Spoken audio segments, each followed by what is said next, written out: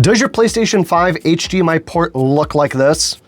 I want to warn you, you gotta be very careful where you take your system to get repaired, because there's a lot of repair facilities out there not doing these repairs correctly. Here at the Device Drop, I want to show you exactly how these repairs should be done and what should be done when repairing these systems. When I repair the PlayStation 5 systems, I make sure that the repair is done to the absolute highest quality. When I repair the HDMI ports, I also take care of the liquid metal between the processors and the heat sinks. So that way, the liquid metal, if your system is ever standing vertical, that liquid metal will pool at the bottom of the processor, leaving the top half of the processor void of liquid metal, which causes an oxidation layer to form.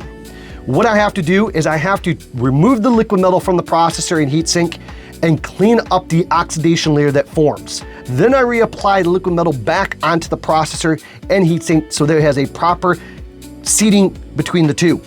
The next thing I also take care of that no other repair facility in the entire country that I can currently see is properly doing, and even the super famous YouTubers out there showing how to repair these systems are not doing, and that is taking care of the liquid thermal memory padding, the blue compound between the memory module chips and the power rails. When you take apart these systems, they come apart, if they've never been disassembled before, you go to remove that top heatsink plate, it doesn't want to come off very easy the very first time. It is as if it is glued on.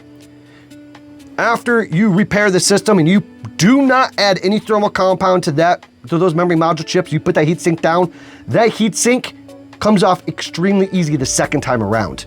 I want you to think about this. Why did it not come off very easy the first time? Think about it. It is because there's a proper seat between the memory and the memory module chips and the power rails. I add additional thermal compound to all of those memory and power rails so that way it has a proper cooling and seating between those. No other repair facility is doing this.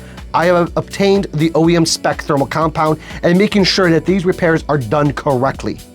So if you want to save a buck, go to someone that will make your HDMI jack kind of look like this. Or you can bring it to the Device Drop where your HDMI port will look like this. Is it worth the dollar to save a buck where your HDMI jack is going to fall apart and not be properly soldered on? Everything I do here is about quality. I make sure it's done correctly. Drop a follow, like,